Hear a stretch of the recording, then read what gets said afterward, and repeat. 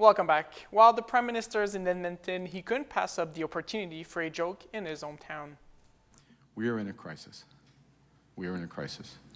The global trading system has been upended.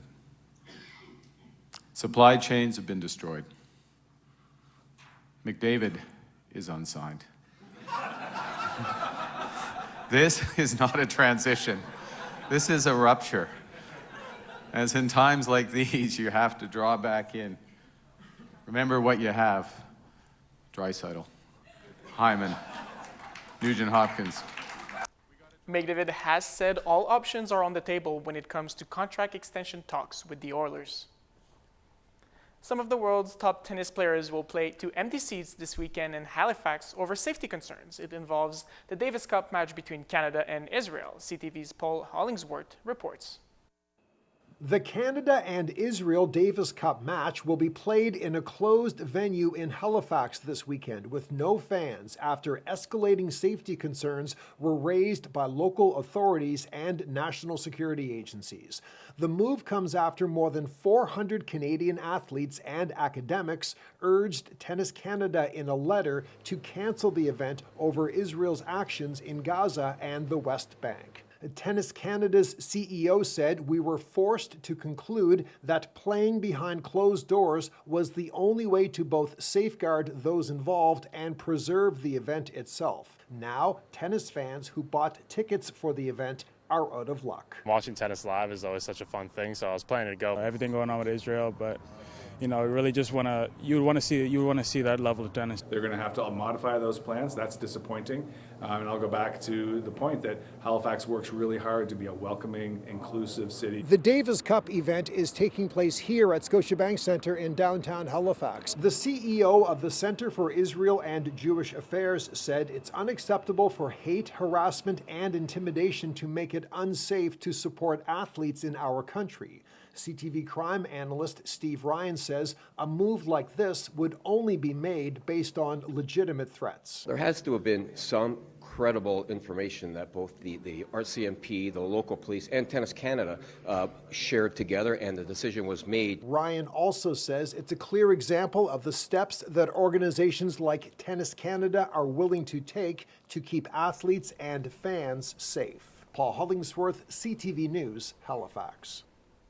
It seems like ads for gambling are everywhere during a sports broadcast. Now, health experts are sounding the alarm, saying it's time for guardrails in order to protect younger minds. Since the changes in legislation, we've seen a barrage of advertising, and we're all sort of awash in the new reality of constant ads for gambling websites during sports broadcasting. And this sort of came to my attention first when my, at the time, 7-year-old son asked me what the difference between a plus minus and an over-under was. Experts say child and teen brains are still developing, and the constant exposure to gambling normalizes harmful behavior that they could carry into adulthood. This was published in the Canadian Medical Association Journal this week. A bill to regulate sports betting advertising has been introduced in the Senate, and the study co-authors say if it's passed, it would be a good start to addressing the problem. And finally tonight, it's a story of grit, gratitude, and a very long paddle. Adams finds out how a man paddled all the way around Vancouver Island on a stand-up paddleboard and why the journey was about so much more than the distance on the Sawaski sign-off.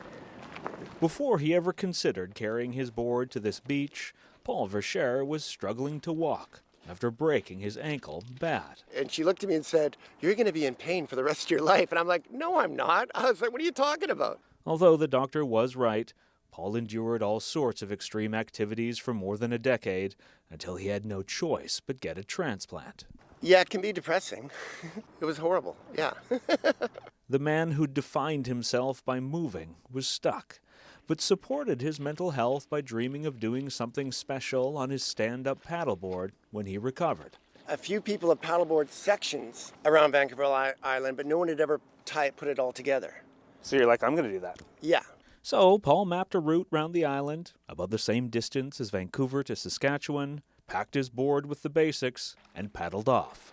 But things did not go according to plan. It was pretty scary. I had my butt kicked. He wrote notes like terrified on his map, near the places where he faced waves more than 3 meters high, or headwinds more than 35 knots, or bears who preferred their beaches more empty of people planning to camp there. At the end of the day, I'd be like, wow, there's no day that'll be like the day I just went through.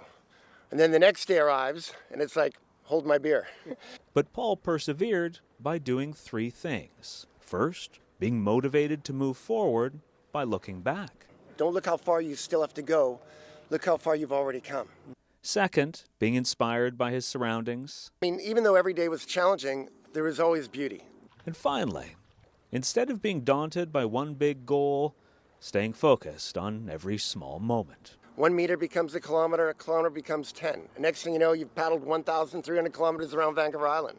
And Paul finally achieved his goal, returning to the same beach he'd left after 36 days. Expecting a crowd of thousands. And there were 3 or 4 people here. But then again, Paul's expedition was never about recognition.